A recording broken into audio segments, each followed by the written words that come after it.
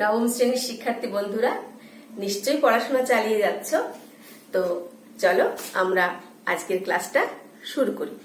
আমাদের আজকের পাঠ স্পেনের গৃহযুদ্ধ। স্পেনের গৃহযুদ্ধ। তো চলো আমরা আগে স্পেন কি সেই সম্পর্কে একটা ধারণা নিয়ে নিই, অর্থাৎ স্পেনের একটা পরিচয় আমরা জেনে নিই। কেমন? স্পেন একটি দেশ। কোথাকার দেশ? ইউরোপ মহাদেশের একটি দেশ। তাহলে স্পেন হলো ইউরোপ মহাদেশের একটা দেশ। কেমন? তো এই দেশটা ইউরোপ মহাদেশের কোন জায়গাতে আছে সেটাও জেনে নিই। এই দেশটা ইউরোপ মহাদেশের একেবারে দক্ষিণ পশ্চিমে অবস্থিত। তাহলে ইউরোপ মহাদেশের দক্ষিণ পশ্চিমে অবস্থিত বললে ঠিক মতো বোঝা গেল না? তাহলে এসো আমরা এর সীমানাটা জেনে নিই। তাহলে ইউরোপ মহাদেশের দক্ষিণ পশ্চিমে অবস্থিত স্পেনের পূর্ব দিকে রয়েছে ফ্রান্স এবং স্পেনের উত্তর দিকে রয়েছে আটলান্টিক মহাসাগর। কেমন? আর একেবারে পশ্চিম দিকে রয়েছে ছোট্ট একটা দেশ, তার নাম পর্তুগাল। স্পেনের দক্ষিণে রয়েছে একটা সাগর, তার নাম ভূমধ্যসাগর। তাহলে এটা গেল স্পেনের অবস্থান। কেমন? তাহলে ইউরোপ মহাদেশের দক্ষিণ পশ্চিম দিকে এই স্পেনের অবস্থান। এই দেশটা দুর্বল, দরিদ্র। এখানে মধ্যযুগীয় সমাজ ব্যবস্থা বিরাজিত। দুর্বল, দরিদ্র এবং মধ্যযুগীয় সমাজ ব্যবস্থা এখানে বিরাজ করে। দ্বন্দ্বে পরিপূর্ণ।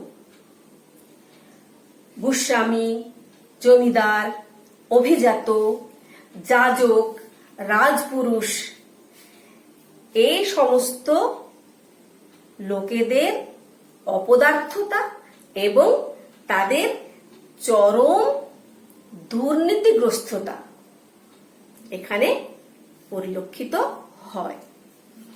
এখানে রাজতন্ত্র চলে, নিয়মতান্ত্রিক রাজতন্ত্র। যে রাজারা রাজত্ব করেন তারা হলেন বুর্বো রাজবংশ, অর্থাৎ বুর্বো বংশীয় রাজারা এখানে রাজত্ব করেন। যে সময়ের কথা আমরা বলছি সেই সময় স্পেনে যিনি শাসন করতেন, যিনি রাজা ছিলেন, তার নাম হচ্ছে ত্রয়োদশ আলফানসো, অর্থাৎ বুর্ববংশীয় ত্রয়োদশ আলফানসো ছিলেন স্পেনের রাজা।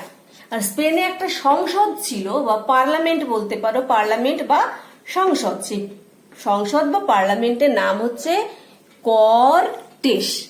তাহলে স্পেনীয় সংসদের নাম কি? স্পেনীয় সংসদ বা পার্লামেন্টের নাম হচ্ছে কর্টেস। তাহলে এই হলো স্পেনের পরিচয়, অর্থাৎ স্পেন সম্পর্কে আমরা এইটুকু একটা প্রাথমিক ধারণা করলাম। আশা করি তোমরা বুঝতে পেরেছো। স্পেনের একটা সাধারণ ধারণা আমরা পেয়ে গেলাম।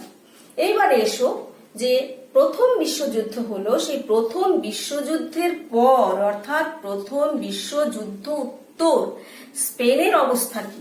তাহলে প্রথম বিশ্বযুদ্ধোত্তর পরিস্থিতি কোথাকার? স্পেনের। কেন কি আমরা স্পেনের গৃহযুদ্ধের ইতিহাস পড়ছি। তাহলে প্রথম বিশ্বযুদ্ধোত্তর স্পেনের পরিস্থিতি কি? প্রথম বিশ্বযুদ্ধোত্তর স্পেন চরম অরাজকতার মধ্যে বিরাজ করত। অর্থাৎ প্রথম বিশ্বযুদ্ধোত্তর স্পেনে চরম অরাজকতা বিরাজ করত। কি রাজনৈতিক ক্ষেত্রে, কি অর্থনৈতিক ক্ষেত্রে, কি প্রশাসনিক ক্ষেত্রে, সমস্ত ক্ষেত্রেই চরম অরাজকতা বিরাজ করত। দেশে শিল্প ধর্মঘট, শ্রমিক মালিক একটা বিরোধ, সন্ত্রাস, এই সমস্ত জায়গায় সমস্ত স্পেনকে একেবারে ঘিরে রেখেছিল। তো এইরকম অবস্থায় সেখানে 1923 সালে ক্যাটালোনিয়ার সামরিক প্রশাসক তাহলে 1923 সালে ক্যাটালোনিয়ার সামরিক প্রশাসক নাম হচ্ছে প্রাইমো ডি রিভেরা। তাহলে প্রাইমো ডি রিভেরা হলেন ক্যাটালোনিয়ার সামরিক প্রশাসক। তিনি কি করলেন? তিনি স্পেনের ক্ষমতা দখল করলেন। স্পেনের ক্ষমতা দখল করে তিনি একনায়কতন্ত্র প্রতিষ্ঠা করলেন। আর স্পেনের যিনি রাজা ছিলেন ত্রয়োদশ আলফানসো, স্পেনের যিনি রাজা ছিলেন ত্রয়োদশ আলফানসো, তিনি রাজা উপাধি নিয়ে নামে মাত্র রইলেন। আর এই প্রাইমো ডি রিভেরা ইনি কি করলেন? ইনি ক্ষমতা দখল করে একনায়কতন্ত্র প্রতিষ্ঠা করে পার্লামেন্ট ভেঙে দিয়ে তিনি নিজে একজন স্বৈরাচারী শাসক হয়ে বসলেন। তার এই স্বৈর শাসনের ফলে গোটা স্পেন জুড়ে বিক্ষোভ, বিদ্রোহ, আন্দোলন শুরু হয়ে গেল। ফলে তিনি বাধ্য হলেন পদত্যাগ করতে। 1930 সালে তিনি পদত্যাগ করলেন। 1930 সালে তিনি পদত্যাগ করলেন। কেমন? এরপর স্পেনে একটা নির্বাচন হলো, সাধারণ নির্বাচন 1931 সালে। 1931 সালে স্পেনে একটা সাধারণ নির্বাচন হলো। সেই নির্বাচনে আলকানা জামোরা, নির্বাচনে জয়ী হয়ে আলকানা জামোরা প্রজাতান্ত্রিক সরকার প্রতিষ্ঠা করলেন এবং নিজে এই প্রজাতান্ত্রিক সরকারের রাষ্ট্রপতি হলেন। তাহলে আলকানা জামোরা 1931 সালের নির্বাচনে জয়ী হয়ে একটা প্রজাতান্ত্রিক সরকার গঠন করলেন এবং নিজে সেই সরকারের রাষ্ট্রপতি হলেন। তারপর একটা নতুন সংবিধান তৈরি হলো। সেই নতুন সংবিধানে স্পেনকে সর্বশ্রেণীর শ্রমজীবীদের গণতান্ত্রিক প্রজাতন্ত্র বলে ঘোষণা করা হলো। তাহলে জামোরা প্রজাতান্ত্রিক সরকার প্রতিষ্ঠা করার পর একটা নতুন সংবিধান তৈরি করে সেই সংবিধানে স্পেনকে সর্বশ্রেণীর শ্রমজীবীদের গণতান্ত্রিক প্রজাতন্ত্র বলে ঘোষণা করলেন এবং এই সরকার কিছু উদারনৈতিক প্রগতিশীল সংস্কার চালু করলেন। কি করলেন? প্রগতিশীল উদারনৈতিক সংস্কার চালু করলেন। সেই সংস্কারের মাধ্যমে তারা চার্চের যে সম্পত্তি ছিল সেই সম্পত্তি বাজেয়াপ্ত করে সেই জমি দরিদ্র কৃষকদের মধ্যে বন্টন করে দিলেন। চার্চের যে বিদ্যালয়গুলি ছিল, মানে স্কুল ছিল, সেইগুলোকে বন্ধ করে দিলেন এবং শিল্প সংগঠন যেগুলি ছিল সেই শিল্প সংগঠনগুলির রাষ্ট্রীয়করণ করলেন, রাষ্ট্রায়ত্ত করে নিলেন আর সেনাবাহিনীর পুনর্গঠন করলেন।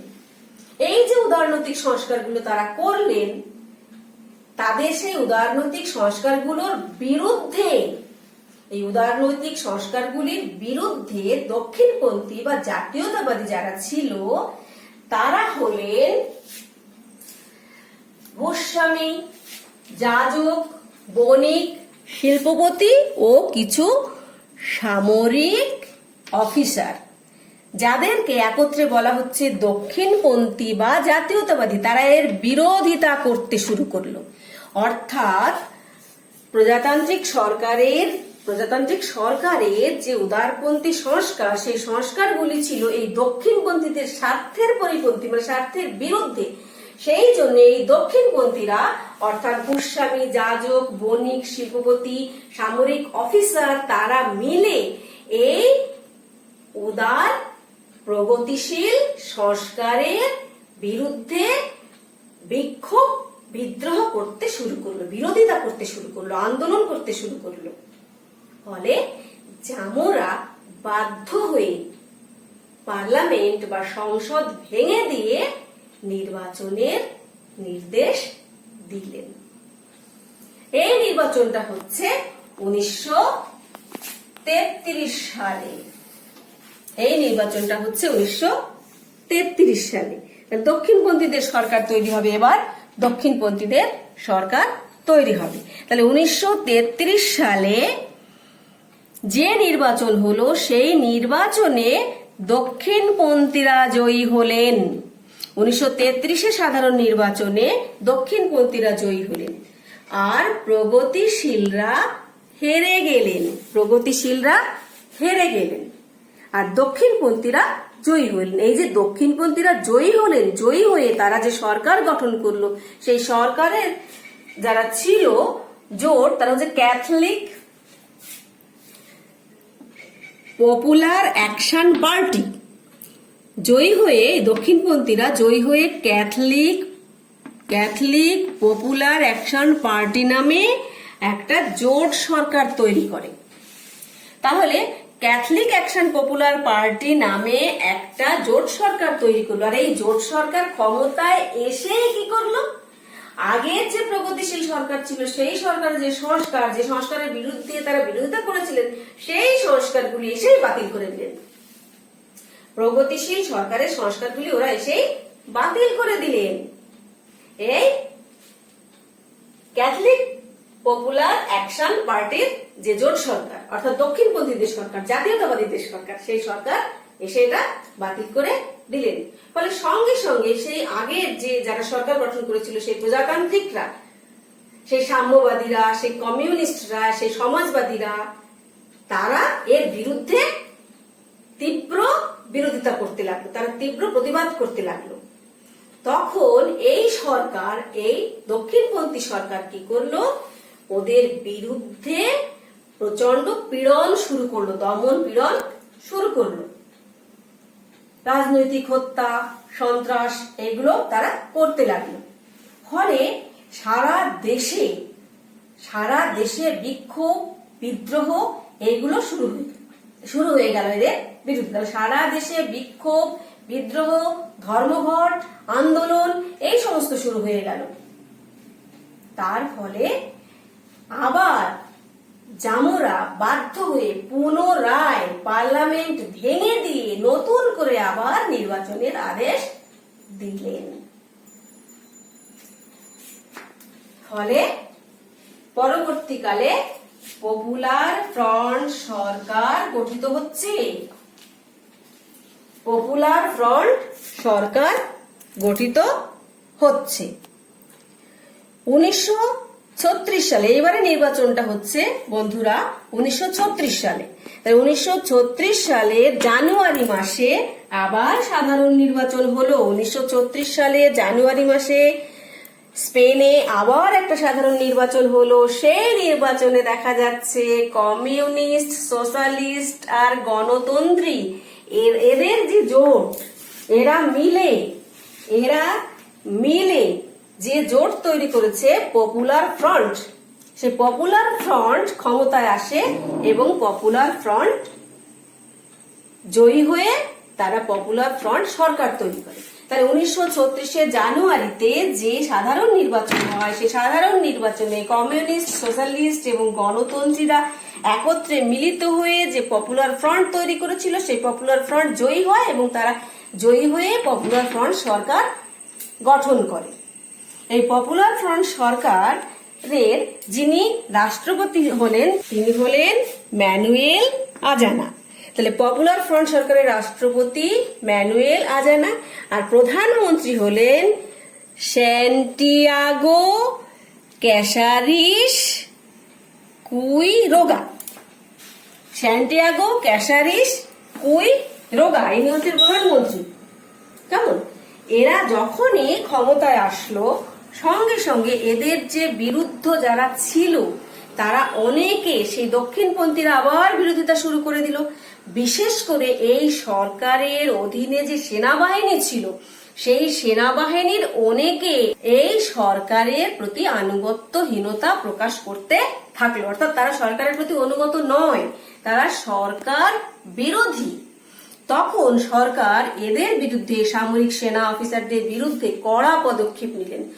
কাউকে তারা বদলি করে দিলেন, কাউকে তারা বিভিন্ন যে তাদের যে সমস্ত উপনিবেশ ছিল স্পেনের যে উপনিবেশ ছিল সেই উপনিবেশে নির্বাসিত করলেন, আর কাউকে বা তারা একেবারে পুরো বরখাস্ত করে দিলেন।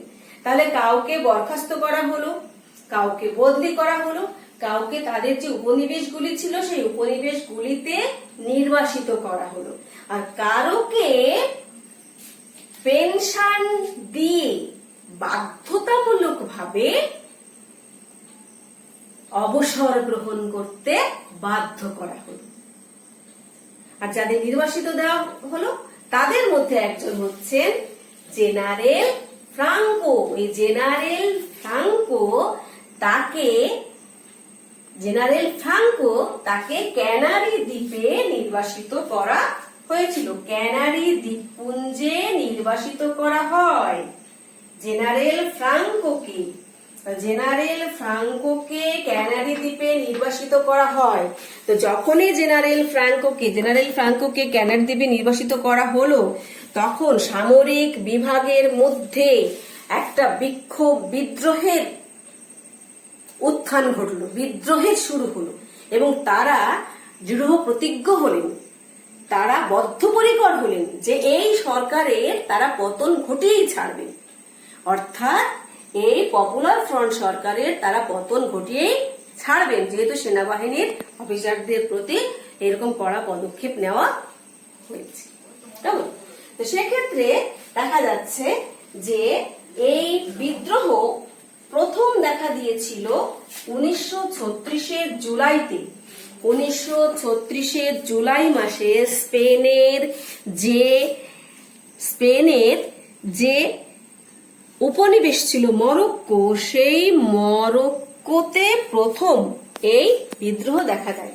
অর্থাৎ 1936-এর জুলাইতে স্পেনের মরক্কোর সেনাদলে জেনারেল স্যানজুরাজের নেতৃত্বে, তাহলে কে বিদ্রোহটা প্রথম শুরু করলেন? জেনারেল স্যানজুরাজ। সেনাদলে জেনারেল স্যানজুরাজের নেতৃত্বে প্রথম বিদ্রোহ কোথায়? মরক্কোয়। স্পেনের মরক্কোর সেনাদলে জেনারেল স্যানজুরাজের নেতৃত্বে প্রথম বিদ্রোহের সূত্রপাত। কেমন? এইবার ইনি বিমান দুর্ঘটনায় মারা গেলেন। ইনি যখন বিমান দুর্ঘটনায় মারা গেলেন, তখন এই বিদ্রোহের নেতৃত্ব নেবার জন্য সেই ক্যানারি দ্বীপপুঞ্জ থেকে জেনারেল ফ্রাঙ্কো চলে গেলেন ওখানে। কোথায়? মরক্কোতে।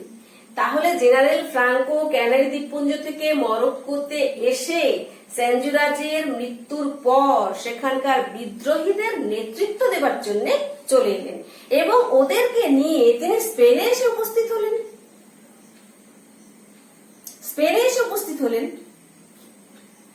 ফলে দেখা যাচ্ছে যে স্পেনে গৃহযুদ্ধ শুরু হয়ে গেল। একটা অভিনব ব্যাপার। সেটা হচ্ছে একটা দেশের নির্বাচিত সরকারের বিরুদ্ধে সেই দেশের সরকারেরই সেনাবাহিনী লড়াই শুরু করেছে, যুদ্ধ শুরু করেছে। দেশবাসী তখন দুটো ভাগে ভাগ হয়ে যাচ্ছে, একদিকে জেনারেল ফ্রাঙ্কো, আর একদিকে দেশের নির্বাচিত পপুলার ফ্রন্ট সরকার। এবার এসে বন্ধুরা আমরা দেখি কিভাবে স্পেনবাসী দুটো ভাগে ভাগ হয়ে গেল, সেটা আমরা এখানে একটু ছকের মতো দেখাচ্ছি। দেখো, জেনারেল ফ্রাঙ্কো একদিকে, পপুলার ফ্রন্ট সরকার আরেকদিকে। ফ্রাঙ্কোর পক্ষে কে কে রয়েছে? রাজতন্ত্রী, যাজক, গোস্বামী, বণিক, শিল্পপতি, যাদেরকে আমরা একসঙ্গে বলি দক্ষিণপন্থী বা জাতীয়তাবাদী। আর তাদের সঙ্গে রয়েছে আবার সামরিক বাহিনী। তাহলে রাজতন্ত্রী, যাজক, গোস্বামী, বণিক, শিল্পপতি, দক্ষিণপন্থী একসঙ্গে, এবং সেই সঙ্গে সামরিক বাহিনী। অবশ্যই জেনারেল ফ্রাঙ্কো এবং তার অনুগত আরো প্রচুর সেনা তার সঙ্গে যোগ দিয়েছে। কেমন? উল্টো দিকে দেখো কারা রয়েছে? কমিউনিস্ট, সমাজতন্ত্রী, প্রজাতন্ত্রী, কৃষক, শ্রমিক, বুদ্ধিজীবী। আর দুজন সেনাপতি আছেন, সেনাপতি জেনারেল মিয়াজো ও রোজো। দুজন সেনাপতি, একজন হচ্ছেন জেনারেল মিয়াজো, আরেকজন জেনারেল রোজো। এই দুজন সেনাপতি এদের সঙ্গে রয়েছে।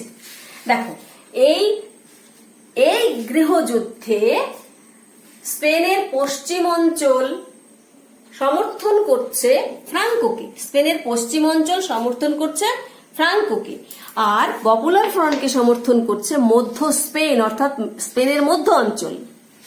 বাইরের থেকে কোন কোন সাহায্য আসছে দেখো, এদিকে জেনারেল ফ্রাঙ্কোর পক্ষে আছে পর্তুগাল, নাৎসি জার্মানি, ফ্যাসিবাদী ইতালি। এই পর্তুগাল, জার্মানি, ইতালি সর্বপ্রকার সাহায্য দেয় কাকে? জেনারেল ফ্রাঙ্কোকে। জেনারেল ফ্রাঙ্কোকে ইতালি 1,50,000 সেনা পাঠিয়েছে স্পেনে জেনারেল ফ্রাঙ্কোকে সহযোগিতা করার জন্য। জার্মানি দিয়েছে ট্যাঙ্ক, কামান, বন্দুক সহ আরো যত সাহায্য দরকার, সামরিক সাহায্য দরকার, সব দিয়েছে জার্মানি। এদিকে ফ্রন্ট সরকারকে সাহায্য দিয়েছে কে? রাশিয়া। রাশিয়াই ফ্রন্ট সরকারকে সাহায্য দিয়েছে। আর আরেকটা উল্লেখযোগ্য বিষয় সেটা হচ্ছে যে Italy, Germany, England, France, Poland, Italy, Germany, England, France, Poland এই সমস্ত জায়গার গণতন্ত্র প্রিয়, ফ্যাসিবাদ বিরোধী, গণতন্ত্র প্রিয়, ফ্যাসিবাদ বিরোধী অসংখ্য মানুষ আন্তর্জাতিক বাহিনী গড়ে স্পেনে যায়। অর্থাৎ Italy, Germany, England, France, Poland এই সমস্ত অঞ্চলের গণতন্ত্র প্রিয় মানুষ যারা, তারা একটা আন্তর্জাতিক বাহিনী তৈরি করলো এবং আন্তর্জাতিক বাহিনী তৈরি করে তারা পপুলার ফ্রন্ট সরকারের পক্ষে তারা গিয়ে পাশে দাঁড়ায় এবং লড়াই করে। তাহলে এই যে গৃহযুদ্ধটা শুরু হলো, সেই গৃহযুদ্ধে আমরা দেখলাম যে শুধু স্পেনবাসী নয়, গোটা ইউরোপটাই দুটো ভাগে ভাগ হয়ে গেল। ইউরোপের একটা দল সমর্থন করছে ফ্রাঙ্কোকে, আরেকটা দল সমর্থন করছে পপুলার সরকারকে। সে একই দেশে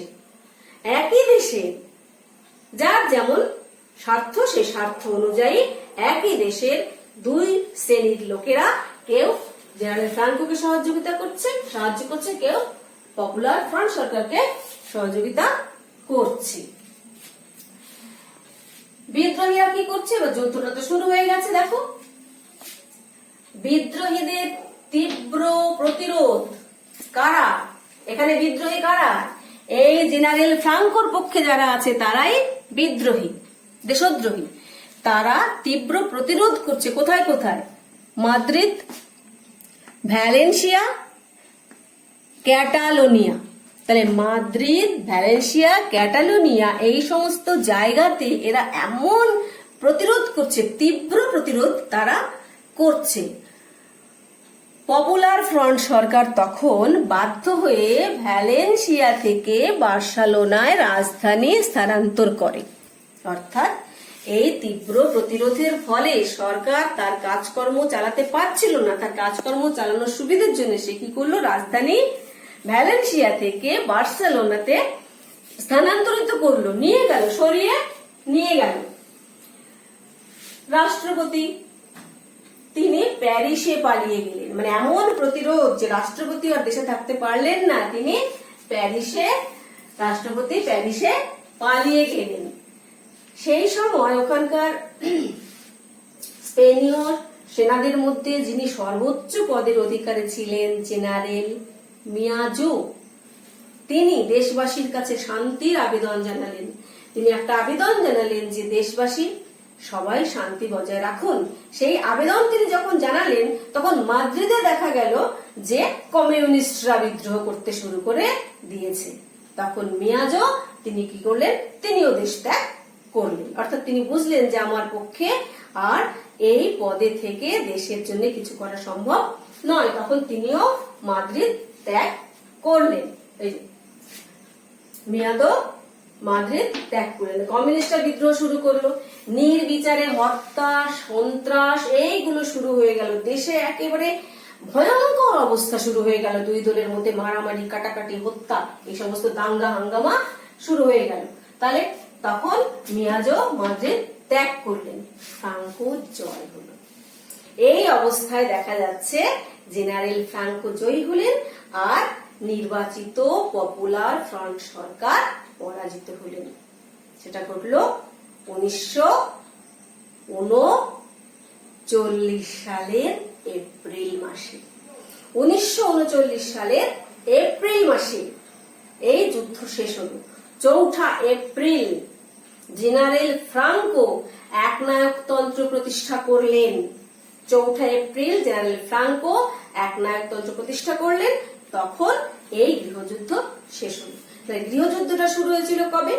গৃহযুদ্ধটা শুরু হয়েছিল 1934 সালের জুলাই মাসে, আর শেষ হলো কবে?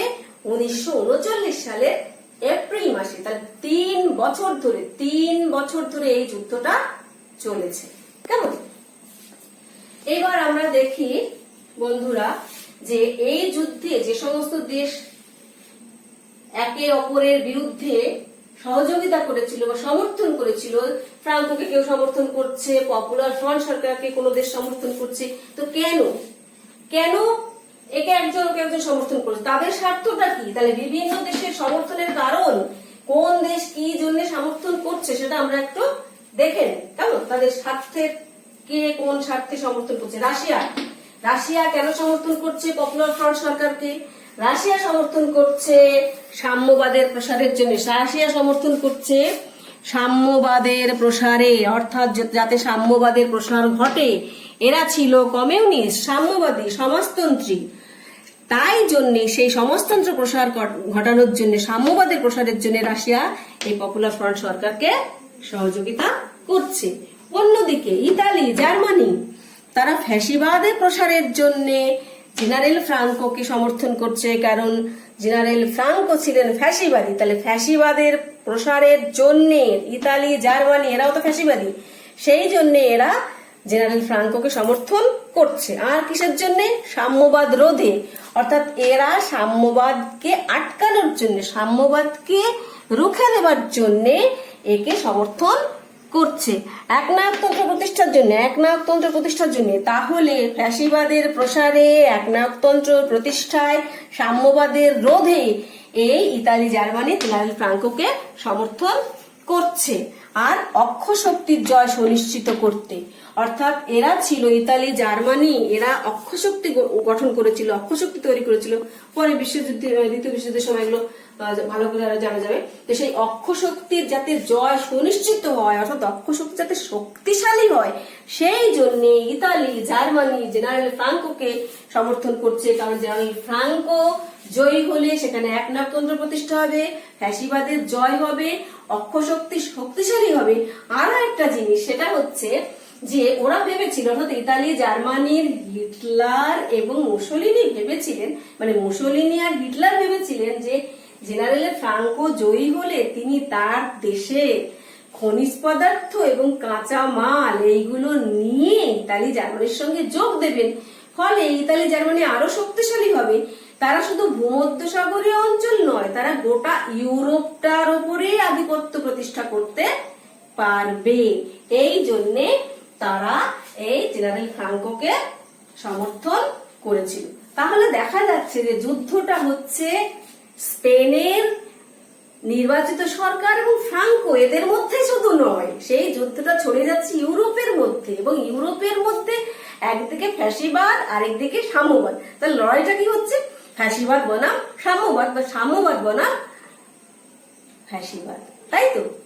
সেই সাম্যবাদ বনাম ফ্যাসিবাদ এই দুটো নিয়ে কিন্তু গোটা ইউরোপটা আলাদা হয়ে যাচ্ছে। আর যুদ্ধটা হচ্ছে কোথায়? স্পেনকে কেন্দ্র করে এই ঘটনা ঘটছে। তবে এখানে আরেকটা জিনিস দেখার, সেটা হচ্ছে যে এই যুদ্ধে কিন্তু ইংল্যান্ড এবং ফ্রান্স নিরপেক্ষ ছিল। এই যুদ্ধে ইংল্যান্ড এবং ফ্রান্স নিরপেক্ষ ছিল। পপুলার ফ্রন্ট সরকার ইংল্যান্ড ফ্রান্সের কাছে সাহায্য চেয়েছিল, কিন্তু ইংল্যান্ড ফ্রান্স সেই সময় তাকে কোনো সাহায্য দেয়নি। পপুলার ফ্রন্ট সরকার ইংল্যান্ড ফ্রান্সের কাছে সাহায্য চেয়েছিল, ইংল্যান্ড ফ্রান্স কোনো সাহায্য তাদের দেয়নি, তারা নিরপেক্ষ ছিল। কেন নিরপেক্ষ ছিল? তারা নিরপেক্ষ ছিল এই জন্যে যে ইংল্যান্ড ফ্রান্স তারা হলো গণতান্ত্রিক দেশ, ধনতান্ত্রিক দেশ, পুঁজিবাদী দেশ। তারা গণতন্ত্রকে সমর্থন করে, ধনতন্ত্রকে সমর্থন করে, পুঁজিবাদকে সমর্থন করে। তাদের কাছে ফ্যাসিবাদ এবং সাম্যবাদ দুটোই সমান। অর্থাৎ তাদের কাছে ফ্যাসিবাদীরাও শত্রু, সাম্যবাদীরাও শত্রু। এই ফ্যাসিবাদ আর সাম্যবাদ তারা পরস্পরের লড়াই করছে। স্পেনের গৃহযুদ্ধে লড়াইটা হচ্ছে ফ্যাসিবাদ বনাম সাম্যবাদ। সুতরাং এই দুটোই যদি ইংল্যান্ড ফ্রান্সের শত্রু হয় তাহলে ওই দুটো লড়াই করে করে শেষ হয়ে যাক। সেখানে ইংল্যান্ড ফ্রান্সের নিরপেক্ষ থাকাই উচিত, তাই তারা সেখানে হস্তক্ষেপ করেনি। কিন্তু ইংল্যান্ড ফ্রান্স এটা বুঝতে ভুল করেছিল, তারা এই গুরুত্বটা দেয়নি যে ফ্যাসিবাদের শত্রু শুধু সাম্যবাদ নয়, ফ্যাসিবাদের শত্রু গণতন্ত্র ও অর্থাৎ গণতান্ত্রিক ব্যবস্থাও কিন্তু ফ্যাসিবাদের শত্রু। সুতরাং এইটা বুঝতে ইংল্যান্ড ফ্রান্স ভুল করেছিল বলেই তারা নিরপেক্ষ ছিল এবং তারা এখানে কোনো হস্তক্ষেপ করেনি। আর যার লাভ বা যার ফলে লাভবান হয়েছিল কিন্তু হিটলার আর মুসোলিনি। অর্থাৎ ইংল্যান্ড ফ্রান্সের এই ভুলের জন্যে সব থেকে বেশি লাভ যার হয়েছিল সেটা হচ্ছে হিটলার। কেমন? এছাড়া 27টি দেশ, ইউরোপের 27টি দেশ হস্তক্ষেপ না করার নীতি গ্রহণ করে। 27টি দেশ হস্তক্ষেপ না করার নীতি গ্রহণ করে কেন? তারা চায়নি যে এই স্পেনের গৃহযুদ্ধটা অন্য অন্য দেশের মধ্যেও ছড়িয়ে পড়ুক। তারা চেয়েছিল স্পেনের গৃহযুদ্ধটা স্পেনের মধ্যেই সীমাবদ্ধ থাকুক। সেই জন্য 27টা দেশ কি করেছিল? হস্তক্ষেপ না করার নীতি গ্রহণ করেছিল। কেমন? তাহলে এই ছিল স্বার্থ। বিভিন্ন দেশ কে কাকে সমর্থন করেছে না করেছে তার পিছনে নিশ্চয়ই কিছু স্বার্থ ছিল, যেটা হচ্ছে আন্তর্জাতিক ক্ষেত্রে পররাষ্ট্র নীতি। এইবারে আমরা একটু প্রভাবটা দেখে নিই। প্রভাব, এই যুদ্ধের প্রভাবটা কি হয়েছিল? পরবর্তীকালে এই যুদ্ধের প্রভাবটা কি হয়েছিল? 10 লক্ষ মানুষের মৃত্যু বা দেশ ছেড়ে পালিয়ে গেছিল, 10 লক্ষ মানুষ মারা গেছিল বা দেশ ত্যাগী হয়েছিল, শহর গ্রাম ধ্বংস হয়েছে। অক্ষ শক্তিতে ফ্রাঙ্কোর যোগ, অর্থাৎ ফ্রাঙ্কো এই স্পেনের গৃহযুদ্ধে জয়ী হওয়ার পরেই, একনায়কতন্ত্র প্রতিষ্ঠার পরেই সে করলো কি? অক্ষ শক্তিতে যোগ দিল এবং অ্যান্টি কমিউনিস্ট চুক্তিতে যোগ দিল। অর্থাৎ সাম্যবাদ বিরোধী যে চুক্তি, সেই চুক্তিতে যোগ দিল। ফলে কি হলো? ফলে যেটা হলো সেটা হচ্ছে ফ্যাসিবাদী শক্তি আরো শক্তিশালী হলো। এবং শুধু ফ্যাসিবাদী শক্তি শক্তিশালী হলো না, গণতান্ত্রিক ব্যবস্থা, ইউরোপের গণতান্ত্রিক ব্যবস্থা বিপন্ন হয়ে পড়লো। অর্থাৎ ইংল্যান্ড ফ্রান্সের যে গণতান্ত্রিক ব্যবস্থা সেইটা একটা সমস্যার মধ্যে পড়ে গেল। ওই যে ইংল্যান্ড ফ্রান্স তাদের সব নিরপেক্ষতা বজায় রেখেছিল, আর পক্ষান্তরে ইতালি জার্মানিকে তোষণ করে চলছিল, তার ফলে তাদের গণতন্ত্র বিপন্ন হলো। আরেকটা জিনিস যেটা হলো গুরুত্বপূর্ণ সেটা হচ্ছে ফ্রান্সের সমূহ বিপদ দেখা দিল। কেন কি? ফ্রান্সের অবস্থানটা যদি খেয়াল করো বন্ধুরা, দেখবে মানচিত্রে ফ্রান্সের যেখানে অবস্থান, ইউরোপের মানচিত্রে ফ্রান্সের দক্ষিণ পশ্চিম দিকে স্পেন, ফ্রান্সের উত্তর দিকে জার্মানি, আর ফ্রান্সের পূর্ব দিকে ইতালি। তাহলে ফ্রান্সের চারদিকে কারা রয়েছে? ফ্যাসিবাদী শক্তি। ফ্রান্সের সীমানায় ফ্যাসিবাদী শক্তি। আর কোন দেশের চারপাশে যদি এইরকম শক্তিশালী দেশ থাকে সেটা নিশ্চয়ই সেই দেশের পক্ষে শুভ হয় না, সেই দেশের সীমানার পক্ষে শুভ হয় না, পররাষ্ট্রনীতির পক্ষেও, পররাষ্ট্রনীতি বলো, বিদেশ নীতি বলো, যাই বলো, কোনো কিছুর পক্ষে কিন্তু শুভ নয়। সুতরাং ফ্রান্সের একটা সমূহ বিপদ। ফ্রান্স ইংল্যান্ডের সঙ্গে মিশে যে নিরপেক্ষ নীতি গ্রহণ করেছিল তার ফল ফ্রান্স পরবর্তীকালে হাড়ে হাড়ে টের পাবে। আরেকটা দেখো, এই গৃহযুদ্ধে পশ্চিমী গণতন্ত্র সাম্যবাদী রাশিয়ার মধ্যে সন্দেহ ও অবিশ্বাস জন্ম নেয়। পরবর্তীকালে রাশিয়ার সাথে ইংল্যান্ড ফ্রান্স বা আমেরিকার একটা ভালো জোট হতে পারতো, যেটা হয়নি। কেন কি, ওরা তো ইংল্যান্ড ফ্রান্স আমেরিকা ওরা তো ফ্যাসিবাদ বিরোধী, আর রাশিয়া হচ্ছে সাম্যবাদী। তাহলে ওদের কাছে ফ্যাসিবাদ এবং সাম্যবাদ দুটোই শত্রু। সেই জন্য ইংল্যান্ড ফ্রান্সের গণতান্ত্রিক দেশগুলি রাশিয়ার সাম্যবাদকে একদম পছন্দ করতো না, সাম্যবাদের যুযুকে তারা প্রচন্ড ভয় পেত। তাই জন্যে এই রাশিয়ার সঙ্গে ইংল্যান্ড ফ্রান্সের মধ্যে, অর্থাৎ গণতান্ত্রিক দেশগুলির সঙ্গে সাম্যবাদী দেশ রাশিয়ার একটা সন্দেহের সম্পর্ক, একটা সন্দিগ্ধ অবস্থা, অবিশ্বাস এখানে আমরা দেখছি। স্পেনের মাটিতে আর একটা জিনিস হয়েছে কি, এর প্রভাব হচ্ছে যে হিটলার কিন্তু খুব কূটনীতিক। হিটলার যে নতুন নতুন মারণাস্ত্র বানিয়েছিলেন, সেই নতুন নতুন মারণাস্ত্রগুলো এই স্পেনের মাটিতে পরীক্ষা করিয়ে নিলেন এই সুযোগে। ইতালিও কম যায় না, সে যে বিশাল সেনাবাহিনী তৈরি করেছিল তার সেই সেনাবাহিনীর কার্যকারিতা এখানে স্পেনের মাটিতে পরীক্ষা করে নিল। তাহলে হিটলার স্পেনের মাটিতে তার তৈরি করা নতুন মারণাস্ত্রগুলির পরীক্ষা সেরে নিল।